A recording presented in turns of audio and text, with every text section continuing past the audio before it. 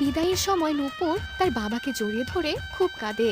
বাবা, আমার তোমার কথা খুব মনে পড়বে। তোমাকে ছাড়া আমি কিভাবে থাকবো বাবা?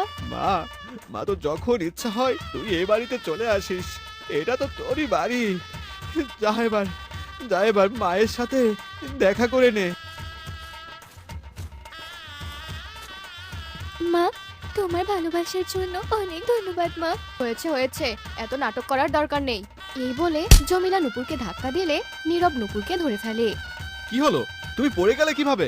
ও, লেহেঙ্গাটা পায়ে বেঁধে গিয়েছিল তো, তাই আর কি। নূপুর মনে মনে ভাবে, মা আমাকে ধাক্কা দিয়েছে, এটা কেউ দেখেনি। খুব ভালো হয়েছে, আমি সারা জীবন মায়ের ভালোবাসা চেয়ে গেলাম, কিন্তু পেলাম না। এরপর নূপুর তার শ্বশুর বাড়ি এসে দেখে তার শাশুড়ি তাকে স্বাগত জানানোর জন্য গোলাপ ফুল সাজিয়ে রেখেছে। সেই সঙ্গে তাকে সুন্দর করে বরণ করে উপহার হিসেবে একটি হার দিয়েছে। এই নাও আমার মিষ্টি বৌমা, এটা তোমার উপহার। এখন থেকে এই বাড়িটা তোমার, আর আমরা সবাই তোমার। কোনো রকম কোনো প্রয়োজন হলে আমাকে জানিও। আচ্ছা, এখন তোমরা ক্লান্ত হয়ে গিয়েছো, যাও বিশ্রাম করো। বাকি রীতিনীতি পরে করে নেব।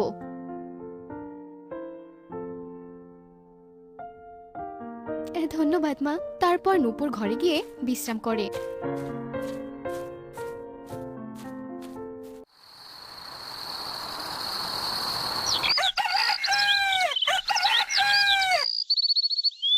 আর পরের দিন বেলা 1টায় তার ঘুম ভাঙে।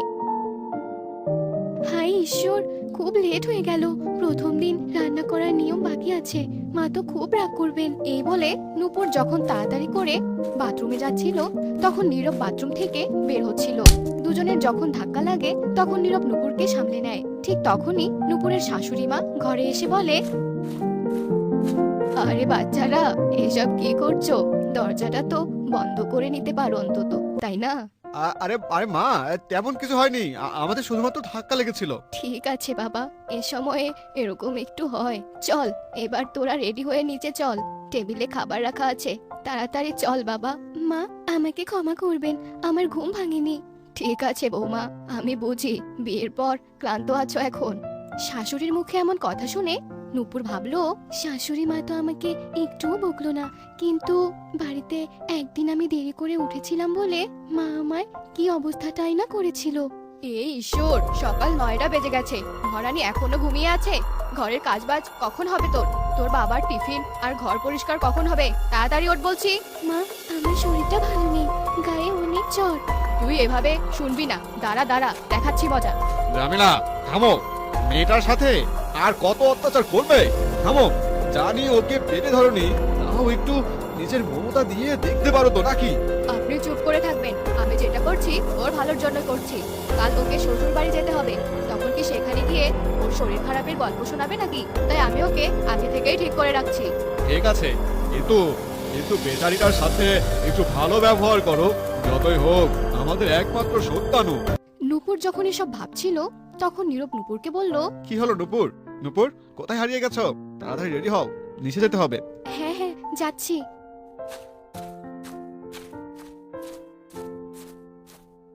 তার কিছুক্ষণ পর নূপুর রেডি হয়ে নিচে এলে তার শাশুড়ি তাকে দেখে অবাক হয়ে যায়। থু থু থু, আমার মিষ্টি বৌমার উপর কেউ যেন নজর না দেয়। এসো বৌমা, খেয়ে নাও। এরপর সবাই একসঙ্গে খাবার খাওয়ার পরে নূপুর একটা প্লেট উঠাতে গেলে তা নিচে পড়ে গিয়ে ভেঙে যায়। মা, আমাকে ক্ষমা করে দিন মা। কোনো ব্যাপার না মা। আরে তুমি এত ভয় পাচ্ছ কেন বৌমা? বাসনই তো ভেঙেছে, আবার নতুন চলে আসবে, এত ভয় পাওয়ার কিছু নেই, পাগলি মেয়ে। না না মা, আমাকে ক্ষমা করে দিন, আমি খুব জ্বালাতন করি। মা, আমার গায়ে আগুন দেবেন না মা, আমি আর করবো না মা। মুখপুরি, তুই আমার নতুন কাপটা ভেঙে দিলি, দাঁড়া দেখ এখন তোর কি করি আমি। এই বলে জমিলা উনুন থেকে জ্বলন্ত কাঠ বের করে নূপুরের হাতে ছ্যাঁকা দেয়। এতে নূপুর কেঁদে বলে, মা, আমাকে জ্বালাবে না মা, আমাকে জ্বালিও না। এই কথা শুনে নীরব নূপুরকে তাড়াতাড়ি করে জড়িয়ে ধরে। কি হয়েছে? কি হয়েছে? কে জ্বালাচ্ছে তোমায়? বৌমা, বৌমা কি হয়েছে আমাকে বলো। মা, একবার আমি একজনের কাপ ভেঙেছিলাম, তাই তিনি আমাকে জ্বালিয়েছিল মা। কিন্তু আমি তোমায় এমন শাস্তি কখনোই দেব না, তুমি ভয় পেও না মা। এসো আমার কাছে এসো মা, আমিও তো তোমার মা, আমার কাছে এসো। ভয় পেও না মা। এভাবেই তাদের সময় কাটতে থাকে। কমলা তার বৌমাকে খুবই ভালোবাসে। নূপুরের কোনো ভুলে কমলা তাকে বকতো না, বরং বুঝাতো। কমলা তার বৌমার জন্য কখনো বাজার থেকে খাবার আনতো বা কখনো শাড়ি কিনে আনতো। মায়ের এমন ভালোবাসা দেখে নূপুর খুশিতে কেঁদে ফেলতো। এমনি একদিন কমলা নূপুরের পছন্দের গাজরের হালুয়া তৈরি করে তাকে নিজের হাতে খাইয়ে দেয়। আর আনন্দে নূপুরের চোখে জল চলে আসে। কমলা নূপুরকে বলে, বৌমা, অনেক হয়েছে। আমি যখনই তোমাকে বেশি ভালোবাসি তখনই তোমার চোখ দিয়ে জল পড়ে। কিসের এত কষ্ট তোমার? এই শাশুড়ির মতো মাকে বলতে পারো না? মা, তুমি খুব ভালোবাসো মা আমাকে, তুমি আমাকে খুব ভালোবাসো। কিন্তু মা, তখনই বাড়িতে দুধওয়ালা চলে আসে। আর সে সুন্দরী নূপুরকে দেখে নূপুরের হাতটা চেপে ধরলে, ছাড়ো ছাড়ো আমাকে, ছাড়ো বলছি। মালায়ের মতন মসৃণ ত্বক দেখছি। তখনই সেখানে কমলাকে আসতে দেখে দুধওয়ালা বলে, মাসিমা, মাসিমা দেখুন না, আপনার বৌমা আমার হাত ধরেছে। এ কথা শুনে কমলা জোরে একটা থাপ্পড় মারে। নির্লজ্জ, অভদ্র একটা ছেলে, আমার বৌমার হাত ধরেছিস, জ্বালাতন করছিস, এই নে। কমলা দুধওয়ালাকে মেরে সেখান থেকে তাড়িয়ে দেয়। আর নূপুর তার উপর শাশুড়ি মায়ের এত ভরসা দেখে তাকে জড়িয়ে ধরে। মা, তুমি আমার এত ভরসা করলে? মা, তুমি খুব ভালো মা। মা থাকলে কি বৌমা? মা, তুমি আমাকে জিজ্ঞাসা করেছিলে না বেশি ভালোবাসা পেলে আমি কেন কেঁদে ফেলি? কারণ আমি ছোটবেলা থেকে এই ভালোবাসার অপেক্ষায় ছিলাম মা, যা আমি কখনো পাইনি। যখন আমি 6 মাসের ছিলাম তখন আমার মা মারা গিয়েছিল। বাবা আমার জন্য নতুন মা এনেছিল যাতে আমি ভালোবাসা পাই, ভালো থাকি। কিন্তু সেই মা আমাকে কখনো ভালোবাসেনি। সেই মায়ের ভালোবাসা আমি তোমার থেকে পেয়েছি। আজ যেমন তুমি আমাকে বিশ্বাস করে দুধওয়ালাকে তাড়িয়ে দিলে, ঠিক এরকম ঘটনা আমাদের ওখানে এই দুধওয়ালা করেছিল আমার সাথে। কিন্তু মা আমাকে কিন্তু আমার ওই সৎ মা আমাকে ভুল বুঝেছিল। বুঝেছি মা, তুমি কেঁদো না। আজকে থেকে আমি তোমার মা।